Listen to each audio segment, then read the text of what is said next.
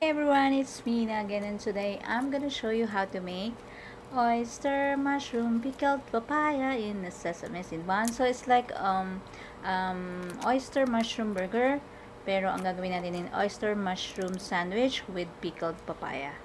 Okay, so let's start. Okay, so kailangan lang natin ng pearl oyster mushroom. So kasi merong dalawang kinds of oyster mushroom. Merong isang blue oyster mushroom and then yung pearl. So ang bibili natin yung pearl, medyo manipis siya. Yung blue oyster mushroom, yung malalaki ang trunk niya, yung stem. So ititrim lang natin siya, yung stem niya, mga half inch. And then separate natin siya. Then, pwede nyo na itapon yung stem. And then, i-rinse na natin siya thoroughly. After nating ma-rinse thoroughly, i-squeeze natin siya. Or you may use a paper towel to squeeze them para matanggal yung excess water. Yan. So, kung hindi nyo masyadong pisang-pisa kasi baka madurog naman yung ating mushroom. Okay, so in a separate bowl, ilagay na natin yung ating dried or squeezed mushroom, and then isi-season natin siya ng salt, pepper, and garlic powder. Pwede rin kayong maglagay ng powdered onion if you like. So habang ginagawa natin yan, mag-heat na kayo ng pan with enough oil para pag finry natin siya. Okay, so mix lang natin siya hanggang mag-incorporate yung ating ingredients. And then, in a separate bowl, kailangan natin ng egg. So, babatihin lang natin yung egg. And then, lagyan natin ng potato starch. Or you can use cornstarch. And then, ice cold water. So, kailangan medyo, yung loose, yung ating butter na gagawin. So, kailangan cold yung gagamitin nyo. And then, i-dip lang natin or i-coat natin yung ating mushroom sa ating butter. And then, i-fry na natin siya hanggang maging golden brown siya. Hanggang makikita nyo na medyo malutong. Okay, so malutong yan kasi ang ginamit natin, pag ginamit nyo is ice cold water, very crispy yung ating mushroom.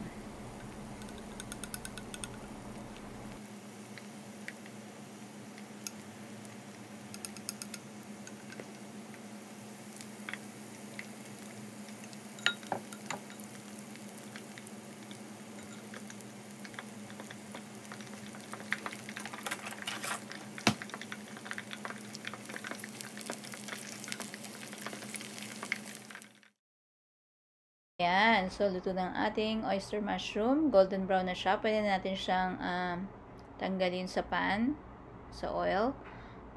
Pwede kayo maglagay ng paper towel underneath ng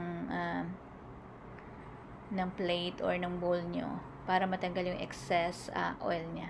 Kasi deep fry siya. So, kakailangan din natin ng bread. So, you can use any kind of bread, potato bread, white bread, or yung mga gourmet bread, pwede yun, kahit anong gusto nyo. So, ayan, ready ng ating oyster mushroom. So, lalagyan din natin siya ng pickled papaya. So, if you don't have pickled papaya, pwede kayong gumamit ng kahit anong klaseng pickles. So, ayan. So, lalagyan natin ng lettuce. Pwede kayong gumamit ng green leaf lettuce. And then, ilagay na natin yung ating mushroom.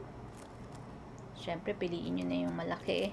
And then, maglalagay ako, instead of mayo, maglalagay ako ng instead of plain mayo, maglalagay ako ng SRIRACHA mayo. So, it's a mixture of SRIRACHA and plain mayo or Japanese mayo. So, lalagay lang natin yan on top of the mushroom, or kung gusto nyo, mauna muna yung inyong mayo sa ilalim before ng lettuce. Depende yun sa inyo. So, ayan. Lagay natin siya on top of the mushroom. And then, maglalagay din tayo, of course, ng ating pickled pickled papaya or any kind of pickles. So I'm using homemade pickles or pickled papaya. Ayan. So this is a great